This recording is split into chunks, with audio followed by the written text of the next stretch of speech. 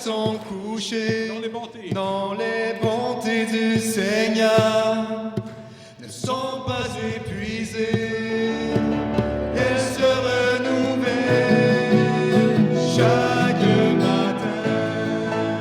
Les bontés du Seigneur n'ont pas de fin. Les bontés du Seigneur.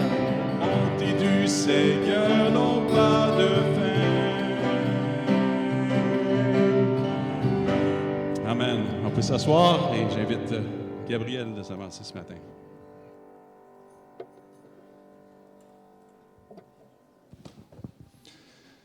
Bonjour tout le monde, bienvenue. Bienvenue, Église, la Bible parle. J'ai fait un chiffre dernièrement dans les mots que j'utilise. C'est pas bienvenue à l'Église, mais c'est bienvenue, Église. Rassemblement du corps de Christ, rassemblement du peuple de Dieu. Content de vous voir tout le monde. Est-ce que mon cousin Marc est là? Est-ce qu'il est arrivé, Marc? Est-ce que je vous souhaite la bienvenue, puis vraiment prendre le temps de, pour ceux qui sont là peut-être pour la première fois, qui nous écoutent pour une des premières fois, vraiment on veut que vous vous sentiez vraiment à l'aise, confortable, accueillis. Et donc, vraiment content que vous preniez le temps de vous déplacer. Pour certains, il y a encore quelques craintes face à la pandémie. Puis, je pense qu'on peut vraiment s'appuyer sur Dieu pour l'avenir de notre Église, pour le déconfinement, puis ce qu'il a en réserve pour nous. Ça me réjouit de savoir ce que Dieu a en réserve.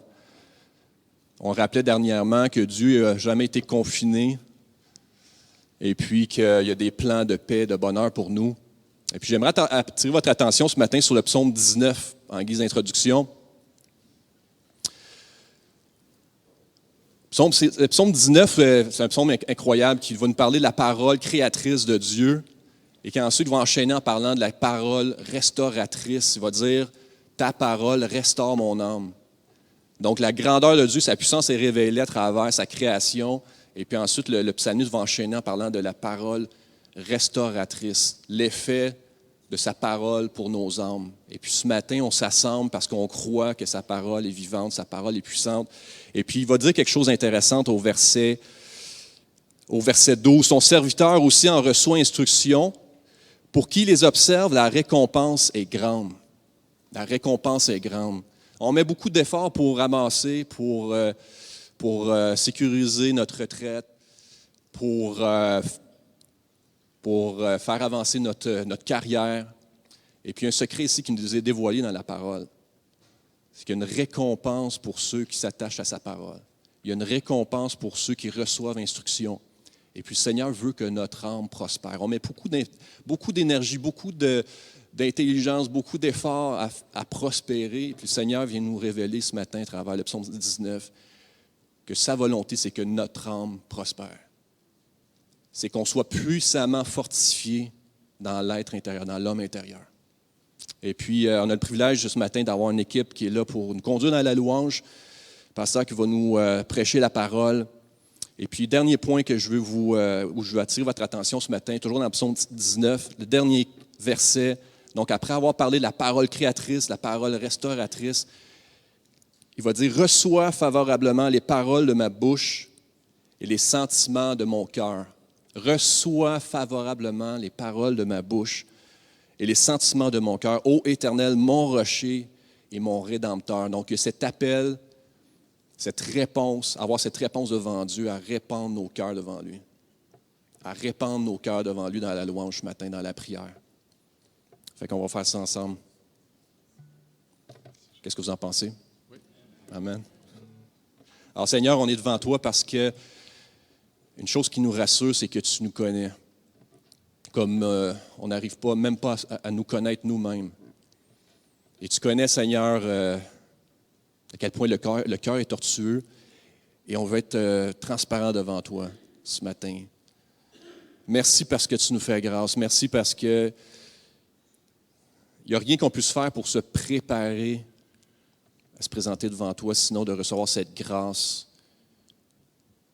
du pardon à cause de ce que Christ a fait pour nous. Là où le péché a abondé, ta grâce a surabondé. Et c'est ça notre assurance ce matin. Instruis-nous, Seigneur, par ta parole. Viens nous restaurer.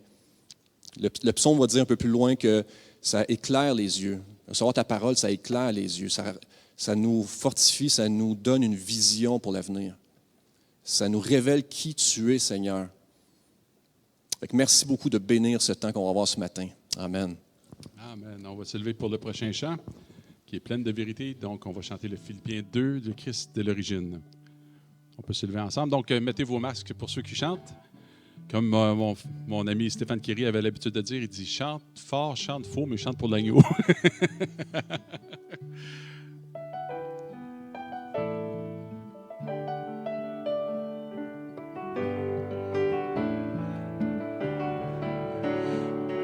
Le Christ de l'origine fut d'essence divine, un avec le Dieu saint.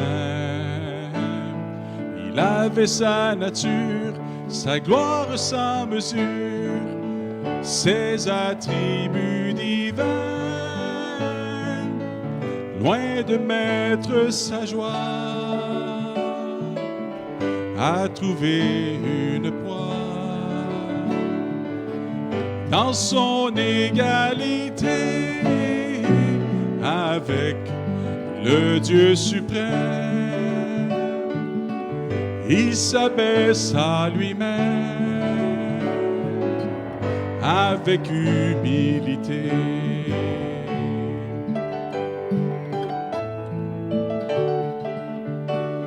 Le roi de tous les maîtres ici va voulu mettre en simple serviteur.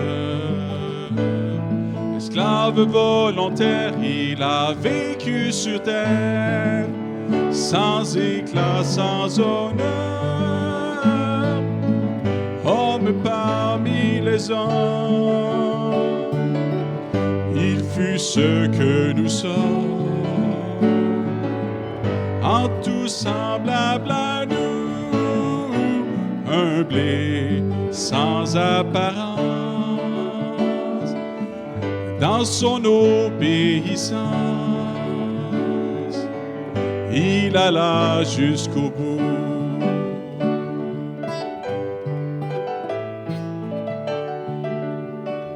Il humilia son âme jusqu'à la mort infâme d'un criminel en croix.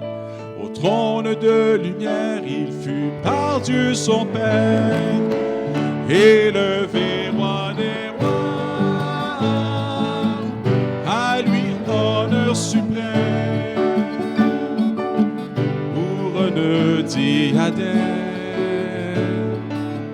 et sceptre tout-puissant. Jésus, nom qui surpasse dans le temps et l'espace tous les noms existants.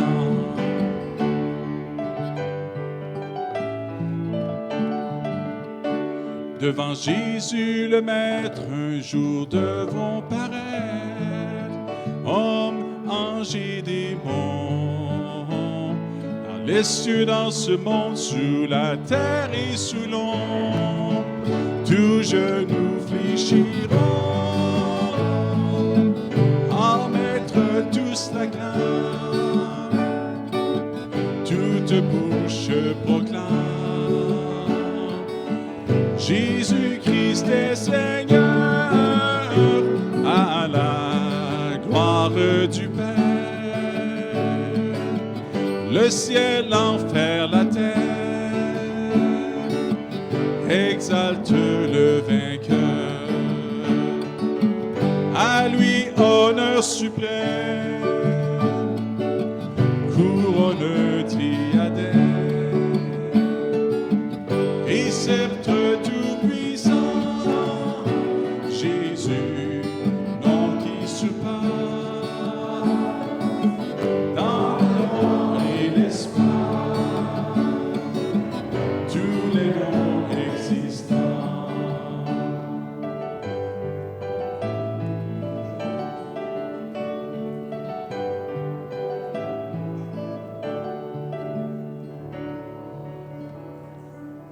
Merci Seigneur parce que tout pouvoir t'a été donné au ciel comme sur la terre. Et Seigneur, tu règnes sur l'univers, tu règnes sur ton Église.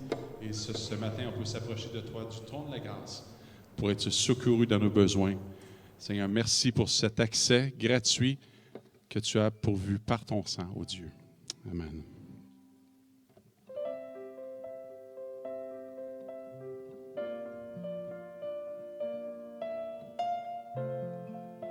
Merci Seigneur, on est dans ta présence, ô Dieu, ce matin, devant le trône. Devant le trône du Dieu très haut, mon défenseur saura plaider. Cet avocat s'appelle amour, il intercède pour moi toujours. Mon nom est gravé sur ses mains, mon nom est inscrit sur son cœur, puisqu'il défend ma cause au ciel, nul ne pourra me condamner, nul ne pourra me condamner. Et quand Satan me fait douter, vient me tenter et m'accuser, je lève les yeux vers celui qui m'a donné pour moi sa vie. Mon sauveur était innocent, sa mort me rend la liberté. Oui, Dieu le juste est satisfait, et il pardonne mon péché, et il pardonne mon péché. Voyez l'agneau ressuscité, il est le roi plein de bonté, non, il ne changera jamais, lui ma justice, mon aimable. En lui j'ai la vie éternelle, par son sang il m'a racheté, pour toujours ma vie est cachée en Jésus mon sauveur, mon Dieu, en Jésus mon sauveur, mon Dieu. Ça va les voix? En lui j'ai la vie éternelle, par son sang il m'a racheté, pour toujours ma vie est cachée en Jésus mon sauveur, mon Dieu, en Jésus mon sauveur, mon Dieu, en Jésus mon sauveur, mon Dieu.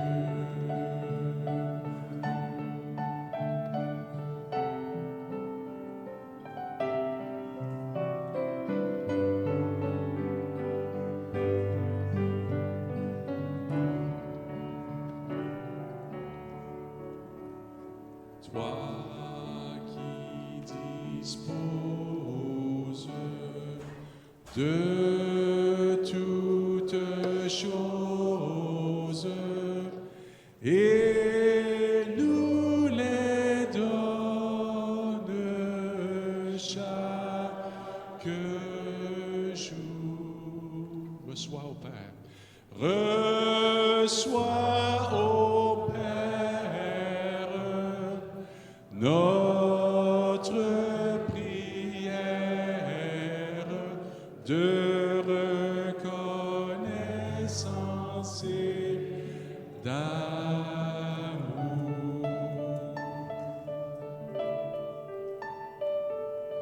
Le don suprême que ta main sème, c'est notre pardon, c'est ma paix. Et ta clémence, trésor immense, est le plus grand de tes bienfaits.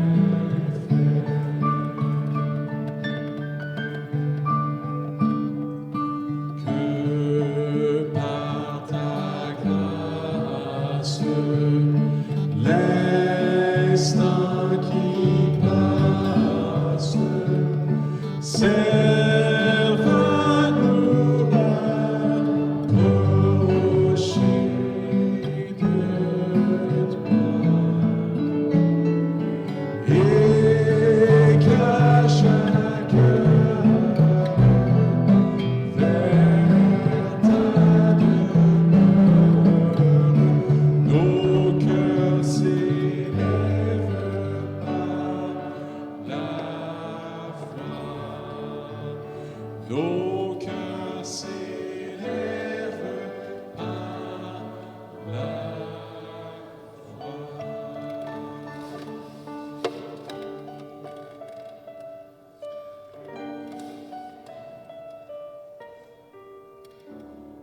Seigneur, on confesse que trop souvent et très souvent, Seigneur Dieu, nos cœurs sont indifférents, nos cœurs sont froids devant toi, ô Dieu. Et Seigneur, tu permets les déserts aussi dans notre vie parce que tu veux qu'on se tourne vers toi, Seigneur. Et permets qu'on ne se prive jamais du trône de la grâce que tu as ouvert par le sang de Jésus-Christ. Seigneur, on te rend grâce ce matin parce qu'on a ce libre accès. Ce libre accès non seulement pour nous, mais pour tous ceux pour lesquels on veut élever des prières, des actions de grâce au Dieu. Merci de nous avoir adoptés par le Fils, Papa Céleste, Seigneur Dieu. Et merci pour l'Esprit qui intercède pour chacun d'entre nous, même lorsqu'on ne sait pas quoi dire, Seigneur, par les soupirs inexprimables. Alors, Seigneur, on veut s'approcher de toi ce matin en toute confiance, sachant que tu nous reçois, que tu nous écoutes, que tu penches ton oreille vers nous. Et merci parce que tu es là pour nous, Seigneur Dieu, et que tu es là pour les autres ici, que tu vas amener à toi aussi. Seigneur, merci, ô Dieu. Amen. Seigneur, à quel autre irions-nous qu'à toi? Tu as les paroles. Tu as les paroles de la vie éternelle. Et nous avons cru, et nous avons connu que tu es le Christ, le Fils du Dieu vivant. Seigneur, à quel autre irions-nous qu'à toi? Tu as les paroles de la vie éternelle. Et nous avons cru, et nous avons connu que tu es le Christ, le Fils du Dieu vivant. Seigneur, à quel autre irions-nous qu'à toi? Tu as les paroles de la vie éternelle, de la vie éternelle. Et nous avons cru, et nous avons connu que tu es le Christ, le Fils du Dieu vivant. Et nous avons cru, et nous avons connu que tu es le Christ, le Fils du Dieu vivant, que tu es Christ, le Fils du Dieu vivant.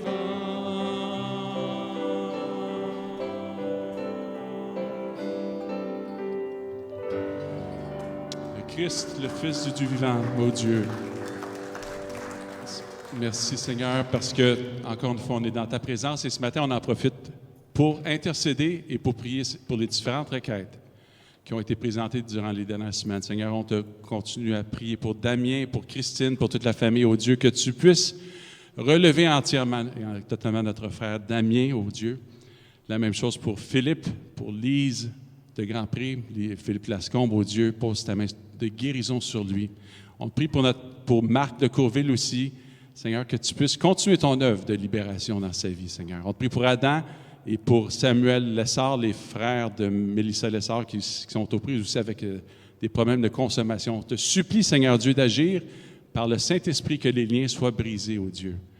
Et Seigneur, pour toutes les autres quêtes qu'on aurait oubliées, tous ceux qui sont malades, tous ceux qui te cherchent aussi, Seigneur, manifeste-toi, ô Dieu. Merci, Seigneur, à l'avance. Et merci encore une fois pour la parole, pour la liberté que tu nous accordes ce matin de pouvoir se réunir en toute liberté et de pouvoir entendre ta parole, comme on vient de le chanter. À qui irions-nous qu'à toi, Seigneur? C'est toi qui as les paroles de la vie éternelle. Et Seigneur, on se confie en toi ce matin. Merci de parler à nos cœurs dans le précieux nom de Jésus. Amen. On peut s'asseoir. Et puis juste pour vous dire, faire un petit compte-rendu, hier, c'était la deuxième semaine qu'on allait à la Macasa. Et puis, Pasteur Jeff apporte une étude sur l'Apocalypse. C'est vraiment bénissant, ceux qui ont l'occasion de venir aussi. Alors, il y a à peu près une douzaine de personnes, je pense, qui sont venues de Fabreville, puis il y avait à peu près le même nombre de personnes là-bas aussi. Alors, ça serait vraiment béni qu'on puisse y aller tous ensemble. On mange ensemble, on a un bon temps, on fraternise aussi par la suite, on apprend à se connaître. Et puis, Dieu a vraiment des bonnes choses qui s'en viennent, qui est en train de susciter à la Macasa également.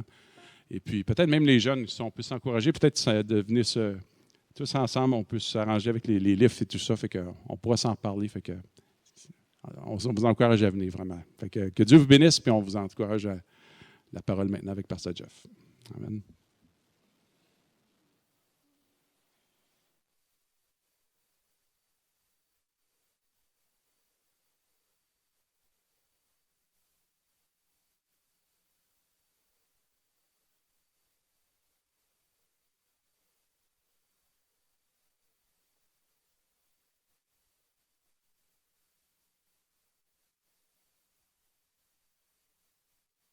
Fait que vous m'entendez?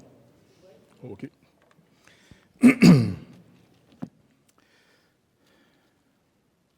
Donc, on va continuer dans l'Épître aux Hébreux.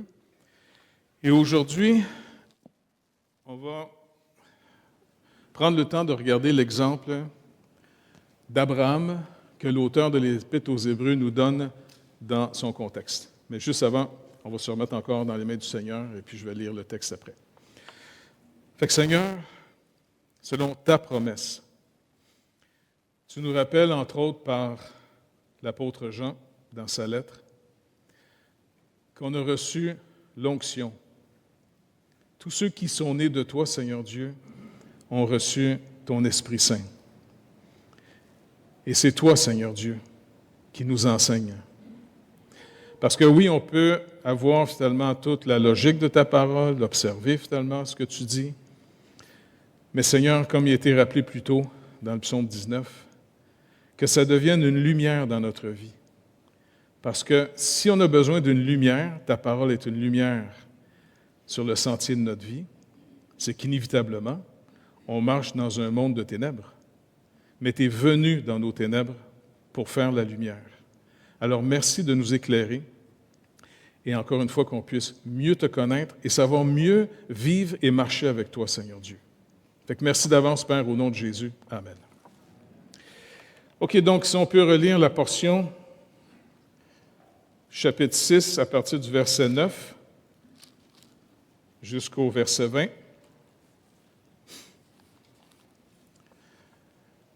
Certains se demandent pourquoi on lit une si grande portion. Peut-être pour certains qui ne lisent pas souvent leur Bible, au moins à l'Église, vous allez entendre la lecture de la parole. Et si le message est complètement fou, bien, au moins il y aurait la parole de Dieu qui était vraie. OK? Quoique nous parlions ainsi, Bien-aimés, nous attendons, pour ce qui vous concerne, des choses meilleures et favorables au salut. Car Dieu n'est pas injuste pour oublier votre travail et l'amour que vous avez montré pour son nom, ayant rendu et rendant encore des services aux saints. Nous désirons que chacun de vous montre le même zèle pour conserver jusqu'à la fin une pleine espérance, en sorte que vous ne vous relâchiez point et que vous imitiez ceux qui, par la foi et la persévérance, héritent des promesses de Dieu. Lorsque Dieu fit la promesse à Abraham, ne pouvant jurer par un plus grand que lui, il jura par lui-même et dit, « Certainement, je te bénirai et je multiplierai ta postérité. » Et c'est ainsi qu'Abraham, ayant persévéré, obtint l'effet de la promesse. Or, les hommes jurent par celui qui est plus grand qu'eux, et le serment est une garantie qui met fin à tous leurs différends. C'est pourquoi Dieu, voulant montrer avec plus d'évidence aux héritiers de la promesse l'immuabilité de sa résolution, intervint par un serment, afin que, par deux choses immuables, dans lesquelles il est impossible que Dieu mente, nous trouvions un puissant encouragement, nous dont le seul refuge a été de saisir l'espérance qui nous a été proposée. Cette espérance, nous la possédons comme une ancre de l'âme, sûre et solide. Elle pénètre au-delà du voile, là où Jésus est entré pour nous comme précurseur, ayant été fait souverain sacrificateur pour toujours, selon l'ordre de Melchisédek. Donc, c'était la lecture de la parole de Dieu. Donc, on se rappelle encore une fois que l'instruction qu'on reçoit du Seigneur, collectivement et individuellement, mais n'oubliez pas, il y a un aspect dans notre société, dans notre culture d'aujourd'hui, où la plupart d'entre nous, on est de plus en plus individualistes au détriment de la communauté. Mais personne ne pourrait avoir tout l'avantage que vous avez comme individu, ici et maintenant, aujourd'hui, si ce n'était pas du pays dans lequel on vit. Simplement de vous retrouver finalement capable d'aller à l'hôpital et que c'est l'ensemble de la population qui défraie. C'est un moyen d'avantage. De pouvoir envoyer nos enfants à l'école sans avoir à payer l'école. Et même quand vous n'avez plus de travail, que le gouvernement, finalement, le pays soutient, nourrit encore les gens.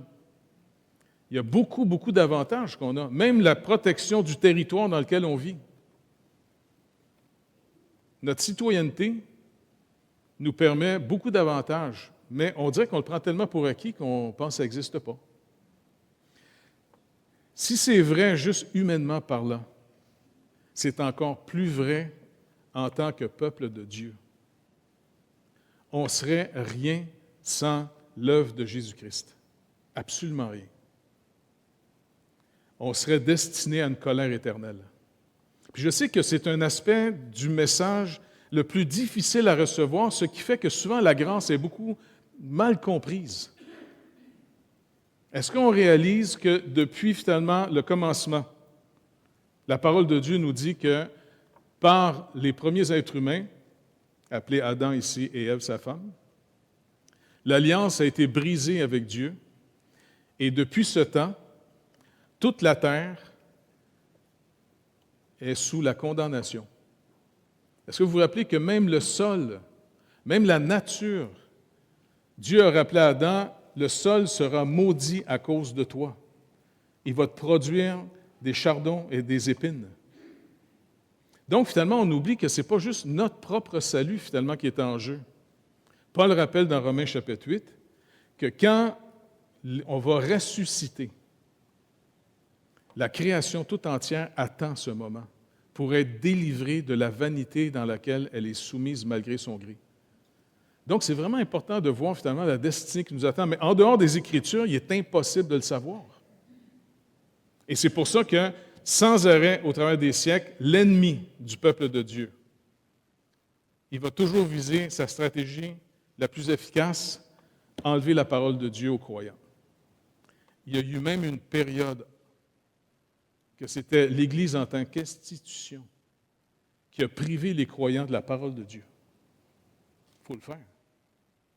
C'est pour ça que toute institution, à n'importe quel moment, qui veut remplacer Dieu par le pouvoir, devient une bête. C'est l'image que Jean va utiliser, entre autres dans l'Apocalypse, pour parler de plusieurs sortes de bêtes. Mais ici, dans le contexte, l'auteur nous rappelle comment Dieu fait son œuvre. Donc, il nous a rappelé ici que ce qu'on fait, ce qu'on croit, d'essayer d'atteindre une maturité, c'est pour entrer de plus en plus dans les œuvres que Dieu a préparées d'avance afin qu'on y marche. Et puis le plus grand trésor, parce que beaucoup de gens s'organisent, tu sais, puis c'est normal, on organise nos vies pour avoir la meilleure vie possible, pas vrai? Je veux dire, la plupart d'entre nous autres, on travaille pour mettre un petit peu d'argent de côté, puis le gouvernement prend un peu d'argent de notre paye pour éventuellement, finalement, quand on ne sera plus capable de travailler, quand on va arriver à la pension, bien, on puisse avoir encore un retour. C'est très bien. Il faut être responsable de nos vies. Mais en même temps, est-ce qu'on réalise qu'on doit aussi développer et organiser notre vie spirituelle en Jésus-Christ? Moi, j'ai l'impression que c'est trop facile des fois de tomber dans un genre de ce que Bonhoeffer appelle la grâce à bon marché. Il dit la grâce à bon marché, c'est au fond un genre de salut sans repentance et sans foi. La repentance, c'est vraiment un changement de vie. La repentance, c'est beaucoup plus profond que juste du regret. Parce qu'en passant, il y a beaucoup de gens qui regrettent d'avoir fait des mauvaises choses dans leur vie. Mais le regret, ce n'est pas ce que Dieu nous accorde quand il nous accorde la repentance. C'est beaucoup plus large. En passant, je pourrais même dire c'est beaucoup plus riche que du regret. Parce que la repentance, c'est un changement de perception, un changement d'avis. Mais à moins que le Seigneur nous l'accorde, on ne l'aura pas naturellement. Parce que pour l'homme animal, ou l'homme psyché, comme Paul l'appelle dans l'Épître aux Corinthiens, ben, c'est une folie pour lui. Parce que l'homme séparé de Dieu vit que de ce qu'il voit et de ce qu'il touche. Mais le croyant, comme ici on a chanté, nous, on vit finalement de ce que le Seigneur nous dit. Et l'exemple que l'auteur nous donne après, eh bien, c'est Abraham. On est prêts? Genèse 12. On va voir finalement comment Dieu, parce que l'auteur ici nous dit que notre exemple, l'exemple qu'il donne, on pourrait quasiment dire du père des croyants. Quand on parle dans les Écritures d'être le père des croyants, ce n'est pas qu'on a besoin de naître de sa chair. On a même gardé cette expression dans nos cultures. À un moment donné, j'ai entendu dire que, je ne sais pas, certains scientifiques étaient les pères de la bombe atomique. Je ne pense pas qu'ils ont couché une bombe atomique, là, tu sais. Bien, c'était ceux qui sont à l'origine d'eux. OK? Donc ici, si on tourne dans Genèse au chapitre 12. Prête? Sam? OK. J'aimerais juste qu'on puisse voir comment Dieu fait son œuvre ici avec Abraham. Donc, Genèse 12, verset 1 nous dit « L'Éternel dit à Abram, avant qu'il ait changé son nom, c'était M. Abram, « Va-t'en de ton pays, de ta patrie, de la maison de ton père, dans le pays que je te montrerai. Je ferai de toi une grande nation, et je te bénirai. Je rendrai ton nom grand, et tu seras une source de bénédiction. Je bénirai ceux qui te béniront, et je maudirai ceux qui te maudiront. Et toutes les familles de la terre seront bénies en toi. » Abraham partit, comme l'Éternel lui avait dit, et Lot partit avec lui. Abraham était âgé de 75 ans lorsqu'il sortit de Charan. Abraham prit Saraï, sa femme, et Lot, fils de son frère, avec tous les biens qu'ils possédaient et les serviteurs qu'ils avaient acquis à Charan. Ils partirent pour aller dans le pays de Canaan. Ils arrivèrent au pays de Canaan. Abraham parcourut le pays jusqu'au lieu nommé Sichem, jusqu'aux chaînes de Morée. Les Cananéens étaient alors dans le pays. Et l'Éternel apparut à Abraham et dit, « Je donnerai ce pays à ta postérité. » Et Abraham bâtit là un autel à l'Éternel qui lui était apparu. Il se transporta de là vers la montagne, à l'orient de Béthel, et dressa ses tentes ayant Béthel à l'occident et Aï à l'orient. Il bâtit là encore un autel à l'Éternel, et il invoqua le nom de l'Éternel. Abraham continua ses marches en s'avançant vers le midi. Il eut une famine dans le pays. Abraham descendit en Égypte pour y séjourner, car la famine était grande dans le pays. Et comme il était près d'entrer en Égypte, il dit à Saraï, sa femme, « Voici, je sais que tu es une femme belle de figure. Quand les Égyptiens te verront, ils diront, c'est sa femme. Ils me tueront et te laisseront la vie. Dis, je te prie, que tu es ma sœur, afin que je sois traité à cause de toi, bien traité à cause de toi, et que mon âme vive grâce à toi. » Et lorsqu'Abraham fut arrivé en Égypte, les Égyptiens virent que la femme était fort belle. Les grands de Pharaon la virent aussi et la vantèrent à Pharaon. Et la femme fut amenée dans la maison de Pharaon. Il traita bien Abraham à cause d'elle. Abraham reçut des brebis, des bœufs, des ânes, des serviteurs, des servantes, des ânesses, des chameaux. Mais l'Éternel frappa de grandes plaies Pharaon et sa maison au sujet de Saraï, la femme d'Abraham. Alors Pharaon appela Abraham et dit, « Qu'est-ce que tu m'as fait? Pourquoi ne m'as-tu pas déclaré que c'est ta femme? Pourquoi tu dis, c'est ma sœur? Aussi l'ai-je pris pour ma femme? Maintenant, voici ta femme, prends-la et va-t'en. » Et Pharaon donna ordre à ses gens de le renvoyer, lui et sa femme, avec tout ce qui lui appartenait. Pas beau, ça? Parce que si vous êtes des gens qui contemplent toujours les êtres humains pour trouver des modèles et que vous oubliez finalement comment l'œuvre de Dieu s'opère, eh bien, c'est un petit peu décevant comment commence le ministère d'Abraham. Mais en même temps, ce qui est intéressant, de toute façon, l'œuvre que Dieu va faire, c'est justement l'œuvre de Dieu, ce n'est pas l'œuvre d'Abraham. Si vous remarquez, Abraham est choisi au milieu des païens. Il n'y a rien qui dit que cet homme-là, à l'époque, parce que quand j'étais tout jeune chrétien, j'ai lu un commentaire qui n'était pas bon. Et le commentateur essayait absolument de montrer comment que nous devons chercher Dieu. On doit se préparer à être sauvés, ce qui est totalement faux selon les Écritures. Et puis, il expliquait qu'Abraham devait sûrement être un homme droit et honnête dans son pays de païens et réaliser que ce n'était pas bien ce qu'eux autres vivaient là-bas, et puis que ça n'avait pas de sens d'adorer la lune et le soleil. Et puis là, il cherchait le vrai Dieu, le vrai Dieu. Et Dieu l'avait remarqué. Bien, ce n'est pas dans la Bible, ça. Dieu a choisi un païen. Et même Josué, quand il rappelle l'histoire, il rappelle qu'Abraham, Lot et son frère Abraham, l'autre, étaient des idolâtres. Donc, c'est une pure action de Dieu. Il n'y a rien qui précède dans la vie d'Abraham, quoi que ce soit, qui fait que Dieu l'a choisi. Dieu choisit qui il veut. Il choisit au milieu des coupables quelqu'un qui a décidé de faire grâce à un coupable. Et ça, en passant, c'est très rassurant, surtout pour ceux qui annoncent l'Évangile. Parce que quand tu annonces l'Évangile, pour moi, ce n'est pas compliqué. À toutes les fois que le Seigneur m'a demandé d'aller prêcher l'Évangile puis d'aller de l'avant, je sais que la première réaction puis la première réponse que je vais recevoir quand j'annonce l'Évangile, ça va être un gros non. Je ne veux rien savoir. Mais dans ma tête, c'est comme, c'est pas grave, je m'en fous que tu ne veux rien savoir. C'est pas toi qui décides, anyway. Quand je suis revenu, moi, finalement, puis je devais annoncer l'Évangile dans mon quartier, j'étais dans l'avion, je me rappelle, puis je pensais à tous mes chums, ma famille, toute la gang. Je disais, c'est trop. Ça va être intéressant de voir, Seigneur, comment tu vas être capable de les convaincre. Parce que c'est pas du monde qui cherche tellement Dieu. Puis comme de fait, quand j'ai commencé à annoncer l'Évangile, ils m'ont tout dit, non. Moi, je me rappelle une fois, je rentre chez mes amis, puis hey, tu peux rentrer, on est en plein hiver, au mois de février. Tu peux venir si tu veux, mais tu laisses ton Jésus dehors. Bien, moi, je peux être très littéral des fois dans ma tête. T'sais. Laisser Jésus dehors en plein mois de février, non. Surtout avec ses sandales, c'est pas bon. T'sais.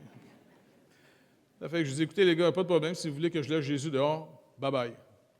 Non, c'est une manière de parler. Bien, laisse faire ta manière de parler.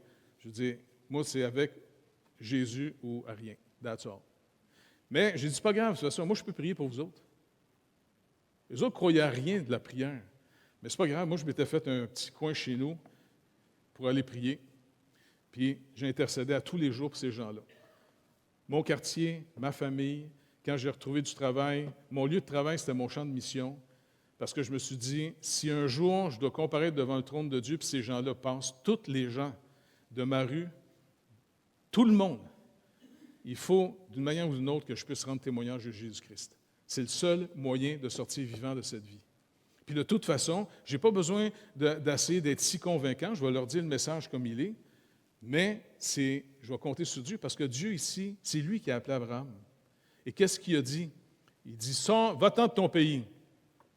Puis encore une fois, ceux qui ont le moindrement étudié ce texte-là, vous savez dans quel pays il demeurait. Il était d'abord à Ur, puis après ça, il était à Charan. C'était des grandes villes de l'époque très développées. Et là, il s'en va dans un pays qu'il ne connaît pas du tout. OK. Puis en plus, pour pouvoir partir de son pays, le Seigneur s'est arrangé à ce que c'est son père, Abraham, qui a décidé de dire, OK, on va aller explorer ça, qui ont été jusqu'à Charan. Et à Charan, c'est là que son père a continué à développer sa business. Je ne sais pas ce qu'il faisait dans la vie, là. Et quand il est mort, il a dû finalement aller de l'avant dans le pays qu'il ne connaissait pas, qui était le pays de Canaan. Un pays d'idolâtres par excellence, où est-ce que les sacrifices humains, surtout celui des enfants, étaient très courants. Une manière pour avoir de la prospérité dans ta maison, c'est que tu prenais ton premier-né tout bébé et tu l'emmurais dans un mur, tu le laissais mourir là pour que la bénédiction des dieux soit sur ta maison. Il y avait des horreurs qui se passaient là-dedans. La sexualité était complètement déréglée. Abraham s'en va dans ce pays-là, au nom du Seigneur Jésus-Christ, qui va venir plus tard, de sa chair. Maintenant, Dieu dit « je ». Il n'a pas dit « tu ». Il n'a pas dit « écoute, Abraham, je t'appelle, s'il vous plaît, fais-moi un peuple. Couche plus souvent que ta femme. Ah ouais, il faut avoir des bébés. » Non, il dit « je ferai de toi une grande nation. Je te bénirai. Je rendrai ton nom grand. Et tu seras une source de bénédiction. Je bénirai ceux qui te béniront et je maudirai ceux qui te maudiront. » C'est quand même intéressant. C'est toute l'œuvre de Dieu. Abraham, comment il va vivre tout ça? C'est en mêlant la foi à ce qu'il entend. Il va maintenant organiser sa vie en fonction de ce que Dieu dit qu'il va faire. Savez-vous, on est sauvé comme ça. Hein? On est sauvé sur une déclaration. Quelqu'un nous a dit, si tu viens à Dieu par Jésus-Christ, tu remets ta vie entre ses mains, c'est lui le Rédempteur. Dieu seul, par Jésus-Christ, peut te sauver. C'est sur la base d'une parole, d'un message, qu'on a mêlé la foi à ce qu'on a entendu pour être sauvé. Et après, comme on a chanté, on a cru d'abord, et après ça, si vous persévérez à marcher avec le Seigneur dans sa volonté, vous allez connaître le Seigneur. Faites attention de rester juste à une théorie de Dieu, une théorie du salut, une théorie biblique. Parce que c'est dans les épreuves, comme Paul nous le rappelle dans Romains chapitre 5, c'est dans les vraies épreuves quotidiennes qu'on a tous. C'est là qu'il y a un croyant et un autre vont être différents. Ceux qui savent et qui vont apprendre à tous les jours comment s'attendre au Seigneur, comment marcher avec lui selon sa parole, pas selon notre imagination. C'est comme ça que ces gens-là de la foi, recevoir la parole avec douceur, ce qui peut sauver vos vies, Jacques nous dit, eh bien, le jour de l'épreuve, on va s'appuyer sur cette parole. Comme il dit, c'est un ancre pour notre âme. L'ancre pour un bateau, c'est quelque chose qui s'accroche dans le fond pour ne pas dériver. Mais si je n'ai pas la connaissance des Écritures, si je ne prends pas le temps de vraiment en faire ma nourriture, eh bien, inévitablement, beaucoup de gens ont souvent bien commencé, mais ce n'est pas tout le monde qui va bien finir sa vie chrétienne. Il y en a qui vont dériver. Ça fait plus de 40 ans que je l'annonce l'Évangile. J'ai vu bien du monde venir et j'ai vu bien du monde partir. Puis malheureusement, j'ai vu aussi du monde bien mal finir. D'autres ont persévéré. En passant, vous êtes toujours libre de changer d'assemblée. Ça marche? Vous n'appartenez pas à une église. Si vous voulez changer d'assemblée, laissez-nous une petite lettre, comme j'ai toujours demandé. Puis ces gens disaient, pourquoi il est parti? Pourquoi il est parti? Bien, je vais te la lire, la lettre. C'est pour ça. On manque d'amour. On n'est pas assez gentils. Ils ont trouvé une place qui sont plus aimants. Pas de problème. Continuez à marcher avec le Seigneur. Quand on a quitté Greater Grace, on a essayé d'avoir des discussions avec eux autres, ça ne marchait pas. Pas de problème. Pour travailler ensemble, il faut avoir confiance les uns dans les autres. Sans la confiance, il n'y a pas de relation pour vrai. Il faut avoir confiance les uns dans les autres. Pas de confiance, changez de place. Ici, Abraham a appris à faire confiance au Seigneur. Et c'est comme ça qu'il est devenu un modèle. Il n'est pas un modèle parce qu'il est plus capable que tous les autres, parce que tout de suite après que le Seigneur fait cette promesse et qu'il dit c'est avec Sarai, sa femme, ce nouveau peuple va arriver et qu'il va faire de son nom le nom quasiment le plus grand, eh bien, c'est intéressant de savoir que Moïse écrit l'histoire ici d'Abraham. OK, il a obéi, il est parti finalement avec son neveu, sa femme, ses serviteurs, ses servantes, ses chameaux, toute la gang, tu sais, s'établir finalement de Charan à Canaan. Et soudainement, il y a une famine. Vous savez qu'en Israël, puis dans ces régions-là, quand il ne pleut pas, eh bien, finalement, il n'y a pas grand-chose à manger après, tu sais. Et puisque l'Égypte a un fleuve, le Nil, c'était un des rares pays, avec entre autres aussi la Mésopotamie, qui pouvait souvent survivre et développer même une prospérité dans des temps de disette, parce qu'eux autres avaient de l'eau courante, les fleuves. Alors, il s'en va en Égypte, et puis comme on connaît toute l'histoire, c'est intéressant parce que là, il nous fait connaître le gars qui a appelé.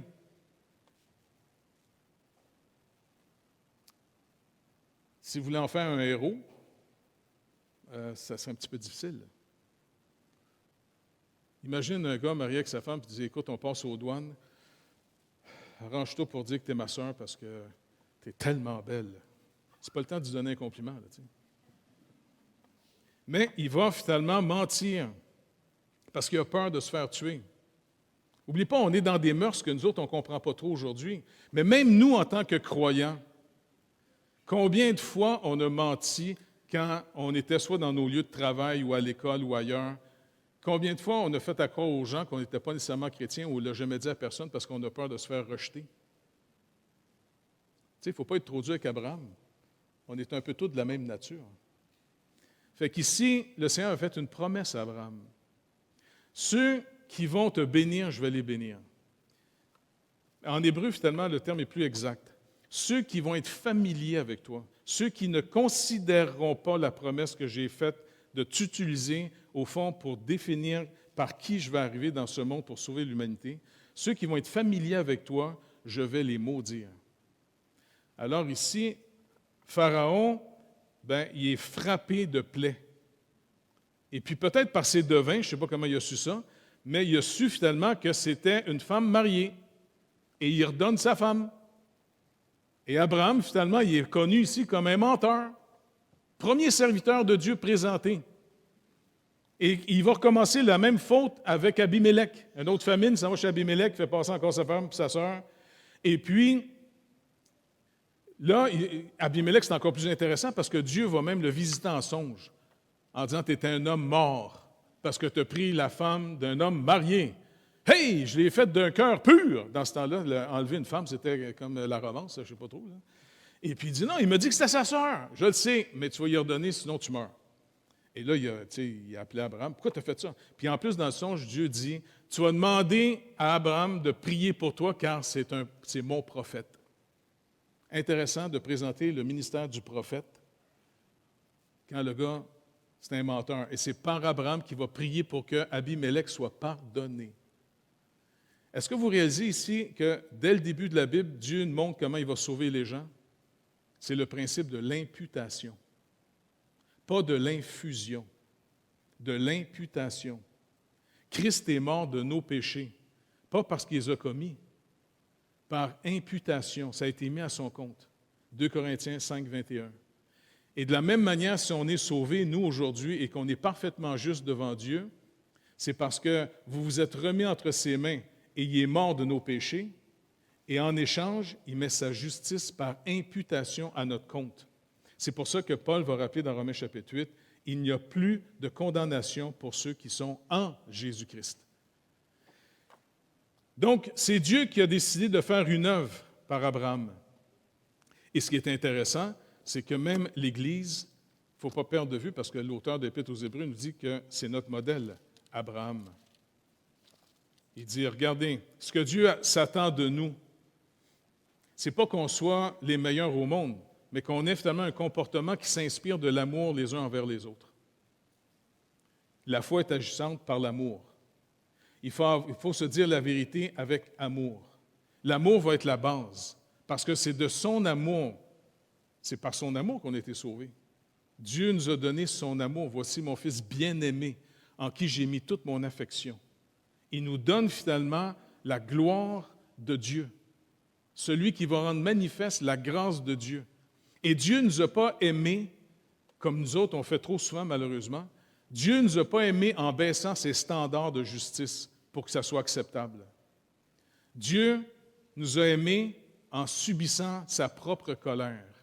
Et c'est pour ça que l'auteur ici, qui prêche plus comme un pasteur que juste quelqu'un qui fait juste donner de la doctrine, il exhorte fortement les gens qui ont l'impression que parce qu'ils sont juifs, parce qu'ils sont nés en Israël, qu'ils seraient sauvés parce qu'ils croient dans le vrai Dieu.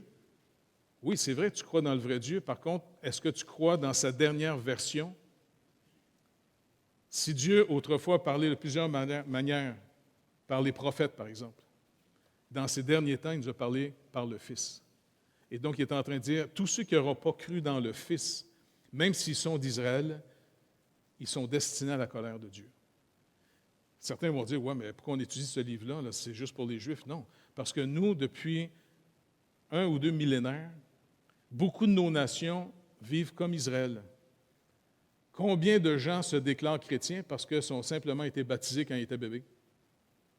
Comme je vous dis, quand j'ai entendu notre premier ministre dire « Je suis catholique et puis j'aimerais que l'Église catholique se repente de tout le mal qu'ils ont fait », ce gars-là, il a défendu à quiconque de venir dans son parti s'il n'est pas pour l'avortement. Le sacrifice humain il est revenu. Hein? Les gens tuent leurs enfants pour être plus prospères, avoir une meilleure éducation, pour pouvoir vivre comme ils veulent, sans conséquences. Pensez pas finalement que nos vies vont être sans conséquences. Jésus a même dit une phrase encore plus forte que celle-là. Toute personne va rendre compte même de tout ce qu'il a dit dans sa vie, de chaque parole qu'il a dit. Donc, c'est vraiment important de voir que l'Épître peut s'adresser à nous parce que beaucoup de gens au Canada se croient, parce que c'est une culture supposément chrétienne, mais qui est complètement apostate en ce moment, se croient sauvés parce qu'ils sont rien que nous au Canada, et puis ils se disent chrétiens, même dans... L'auteur dit, en négligeant un si grand salut, pensez-vous que vous allez échapper? Négliger. C'est même pas le rejeter ouvertement. Quelqu'un qui rejette ouvertement et clairement l'Évangile, c'est sûr qu'il dit carrément, selon la parole de Jésus, il s'en va dans les ténèbres éternelles. Ou est-ce que Jésus dit, il va y avoir des pleurs et des grincements dedans? J'aime mieux fier au Seigneur qu'à tous ceux qui sont des moqueurs aujourd'hui. Il sait de quoi il parle, le Seigneur Jésus. Par contre, si je ne mêle pas la foi à ce que j'entends, puis je peux juste mêler la foi à ce que j'entends le jour où la parole que j'ai crue va être mise à l'épreuve par une épreuve.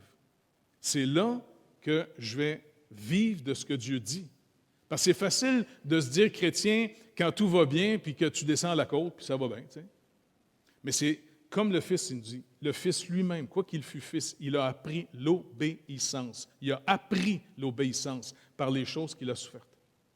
Donc, c'est important ici que l'auteur nous dit, regardez Abraham, comment il fait partie de ceux qui ont hérité les promesses de Dieu. Comment? En persévérant. Dieu dit qu'il était pour avoir une postérité. Il lui dit même, gars, le pays que je te montre, je vais le donner à ta postérité. Est-ce que vous savez combien de temps ça a pris avant qu'il l'ait, le premier bébé? Combien de gens, après 6 mois, 1 an d'attente devant Dieu, en tout cas, si le Seigneur ne répond pas, moi je lâche. Oui, mais tu devrais te fier à le Père de la foi, il a attendu un peu plus qu'1 an. En plus, il y a eu la promesse à 75 ans, et puis il y a eu le petit à 100 ans. 25 ans de persévérance. Moi, je suis sûr qu'éventuellement, il ne devait pas y avoir grand monde qui croyait trop, même, parce qu'n'oubliez pas, il y avait une tribu, Abraham. Il y avait une petite armée. Quand il était chercher son neveu Lot à Sodome, là, il y avait plus de 350, finalement, serviteurs. Tu sais, il était Mais ils ont dû finalement toujours entendre parler de ça. Et même sa femme. Tu m'as amené finalement dans une affaire que tu dis que Dieu te dit, et puis en plus, écoute, je te l'avais dit, je suis stérile. Et puis elle a dû se sentir coupable, la pauvre madame, de ne pas faire entrer son mari dans le plan de Dieu. C'est pour ça qu'un jour, elle va même lui dire, prends ma servante. C'était légal, il paraît, à l'époque. Il y avait d'autres lois, là. Donc, couche avec ma servante et tu auras ton fils. Et c'est comme ça qu'Ishmaël est arrivé. Donc, c'est toujours fascinant de voir que malgré tous les échecs, malgré que Dieu, des fois, il semble être lent à répondre, il dit, persévérez. Faites attention de ne jamais perdre votre communion avec le Seigneur. Persévérez. Prenez des décisions toujours en vue de savoir comment persévérer dans la marche avec le Seigneur. Beau temps, mauvais temps. Et c'est juste comme ça que vous allez passer de ce que vous dites avoir cru à ce que vous allez connaître. Le but de la vie éternelle, c'est, Jésus le dit dans Jean 17, qu'ils te connaissent. Qu'ils te connaissent. C'est pour ça que quand vous allez témoigner de votre foi, là, faire raconter les histoires de la Bible, c'est sûr, c'est la parole de Dieu. Mais si quelqu'un vous demande, attends, ça a fait quoi ça dans ta vie, toi? Est-ce que vous avez un témoignage personnel de ce que le Seigneur a fait quand vous étiez dans des épreuves? Comment le Seigneur vous a libéré? Comment il vous a sauvé? Comment vous pouvez affirmer être sauvé? Paul va dire aux Corinthiens, éprouvez-vous vous-même pour savoir si vous êtes dans la foi, pour savoir si Christ est en vous. Il lance carrément un défi aux Corinthiens en leur disant, à l'Église, éprouvez-vous pour voir si vous êtes dans la foi. Parce que c'est facile de se raconter des histoires. Très facile. On peut être assez spectaculaire dans le déni. Vous êtes seul devant le Seigneur. Vous pouvez demander de la prière, c'est vrai, pas de problème. On peut prier les uns pour les autres, comme il est dit, on peut se soutenir les uns les autres. Mais notre communion personnelle avec le Seigneur reste toujours personnelle. Personne ne peut croire à ma place. Ma femme ne peut pas croire pour moi. Elle peut m'encourager, m'exhorter, me chianer, mais elle ne peut pas croire à ma place. Je peux juste être tout seul pour croire devant le Seigneur. De la même manière, je ne peux pas croire à sa place. Croire, c'est de mêler la foi à ce qu'on a entendu pour savoir s'attendre au Seigneur. Et c'est comme ça qu'Abraham est devenu finalement, le père de la nation d'Israël. Dieu a exaucé ce qu'il avait déclaré qu'il était pour faire. Et Abraham, quand le Seigneur l'avait visité quasiment 24 ans plus tard, il a dit non, parce qu'il dit non, OK, c'est réglé, gars, bénis mon fils, bénis Ishmaël, en voulant dire, OK, tu fais des promesses, mais des fois, tu oublies finalement de payer pour la promesse, là, mais je me suis arrangé pour payer pour tout ça, là, on l'a fait, le fils. Il dit non, j'ai dit avec ta femme. Avec sa femme, écoute, le gars, il ne croyait plus. Là. Il dit, il n'y a rien d'impossible au Seigneur. Alors, qu'est-ce que Paul nous rappelle cette histoire-là en disant, je pense que c'est dans Romains chapitre 4, Abraham, plutôt que d'agir par incrédulité, parce qu'on est toujours en train de manifester soit notre foi par l'action, ou par l'action, on manifeste notre incrédulité. Faites attention à ce que vous pensez croire. Regardez plutôt ce que vous faites. C'est pour ça que Jacques n'est pas en train de contredire Paul quand il dit que la foi sans les œuvres est morte. Paul rappelle que ce n'est pas par les œuvres, c'est par la foi seule qu'on est sauvé. Ils ne sont pas en train de se contredire. Il est en train, au contraire, de dire à ceux, puis lui aussi, Jacques écrit à des Juifs, parce qu'on a une traduction qui n'est pas si fidèle, parce que quand il dit « quand quelqu'un entre dans votre assemblée », bien, le terme, ce n'est pas assemblée dans le grec, c'est synagogue. Quand quelqu'un entre dans votre synagogue, s'il est riche, tu lui donnes ça à la première place, puis le pauvre, tu dis, toi, tiens-toi debout en arrière. Jacques est en train de montrer en disant, ce que tu fais, observe ce que tu fais. Ce que tu fais, ce que tu dis, le plus spontané, le plus naturellement possible, ça, c'est ce que tu crois pour vrai. Fais attention de ne pas te raconter des histoires, parce que ce n'est pas suffisant de croire en Dieu. Il dit, Satan lui-même croit en Dieu, et puis d'y croire, qu'est-ce que ça produit en lui? Il en tremble. Donc, ici, finalement, l'auteur nous dit, suivez le chemin d'Abraham, même si c'est long, même si c'est difficile, parce que les autres, ces gens-là, il écrit à des gens qui vont, à cause de leur foi en Jésus-Christ, ils vont être rejetés de leur famille, ils vont se faire enlever leurs biens, ils vont se faire même persécuter, parce que finalement, ils ont cru dans celui que la nation d'Israël avait rejeté. Ils vont payer cher de croire en Jésus-Christ. Ils ne sont pas en train de croire en Jésus-Christ pour avoir une belle vie heureuse sur terre, une belle voiture, une belle maison. Non, non. Ils sont en train de savoir qu'il y a des bonnes chances qu'ils perdent tout à cause de Jésus-Christ. Puis au travers de l'histoire, les vrais croyants, à toutes les fois qu'ils ont essayé de faire corriger la dérive, parce que souvent l'Église va dériver. Ce n'est pas pour rien qu'on a de l'instruction. Ce n'est pas pour rien qu'il nous donne même l'exemple que la parole ici, c'est une encre pour notre âme. Quand les réformateurs ont commencé à faire des réformes, d'essayer juste, écoutez, Wycliffe et les autres, de traduire l'Écriture dans la langue du peuple, d'abord en anglais, chez les Anglais, ainsi de suite. Est-ce que vous réalisez le prix qu'ils ont payé? Ils se sont fait tuer par les institutions religieuses. Tuer, parce qu'ils voulaient remettre la Bible au complet dans la main des croyants. Souvent, quand les gens confessaient que Jésus-Christ était seul Seigneur, on amenait souvent en Europe, là, il y a des ponts, c'est encore mentionné, on prenait tes enfants, on les mettait finalement dans un filet au-dessus du pont, puis on dit à la personne devant finalement les autorités, « Renie ta foi, sinon on noie tes enfants. » Comment on vivrait ça? Tes propres enfants qui pleurent dans le filet, qui crient, et ils descendaient les enfants dans l'eau puis ils les noyaient. Il y a des gens qui finissaient brûlés. Pour qu'on ait finalement la parole de Dieu aujourd'hui, là, ça a coûté cher au travers de l'histoire. Est-ce que nous, on va maintenant être négligents avec cette parole? Parce qu'il ne faut pas juste l'apprendre, il faut la vivre. Comme Abraham ici, il a persévéré, puis même quand ils ont dit, non, l'année prochaine, ta femme va avoir un fils. Il était au bout de ce qu'il était capable de se faire accroire. Mais il a agi par la foi. Il n'a pas considéré son corps comme mort. Il n'a pas considéré les circonstances. Il a agi par la foi. En d'autres mots, il a couché avec sa femme. Parce que même sa femme, il ne croyait plus. Mon mari, peut-tu avoir encore des désirs pour moi? Mais ils l'ont eu, l'enfant. Parce qu'ils ont agi par la foi. La foi va devenir manifeste que par nos actions. C'est nos œuvres qui vont montrer qu'est-ce qu'on a cru. Et c'est pour ça qu'Abraham est donné ici dans le contexte comme étant l'exemple. On remet ça au Seigneur? Okay. Seigneur, l'encouragement qu'on peut avoir de ce que l'auteur nous dit ici, de toute façon, en nous citant l'exemple d'Abraham, et on peut lire sa propre histoire. Seigneur te dit, je bâtirai mon Église. Fait que c'est toi, Seigneur Dieu, qui va nous diriger. C'est toi, Seigneur Dieu, qui prépare les œuvres dans lesquelles on va marcher.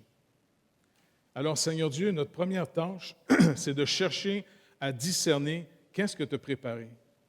D'abord, individuellement comme personne et collectivement comme Église, afin qu'on marche dans tes œuvres, Seigneur Dieu. Parce que si on est ici aujourd'hui comme Église, on ne l'est pas pour nous. C'est sûr que ça nous entraîne, ça nous soutient, ça nous aide à arriver à maturité, mais le but de la maturité, c'est d'entrer dans tes œuvres, comme il est dit dans Éphésiens chapitre 4. Seigneur, s'il vous plaît. Oui, on vit dans un pays qui s'éloigne de plus en plus de toi de manière culturelle. Et même nos gouvernements appuient une manière de vivre qui va totalement à l'encontre de ce que ta parole déclare. Alors, si quelqu'un se nomme frère ou sœur en Jésus-Christ, il ne peut plus vivre comme le monde se donne des droits de vivre. Il doit vivre selon tes commandements, Seigneur Jésus. Car tu dis, si vous m'aimez, vous gardez mes commandements. Mais si vous ne gardez pas mes commandements, c'est que vous m'haïssez. Alors, Seigneur Dieu, qu'on peut manifester notre amour, notre reconnaissance à l'œuvre que tu as faite pour nous. S'il vous plaît, Seigneur Dieu. Et comme tu le dis dans ta parole, qu'on soit reconnu pour l'amour qu'on a les uns pour les autres. Un amour sincère. Fait que merci, Père, de bénir et encore une fois qu'on puisse te suivre. Accorde-nous d'être remplis de la connaissance de ta volonté, en toute sagesse et intelligence spirituelle.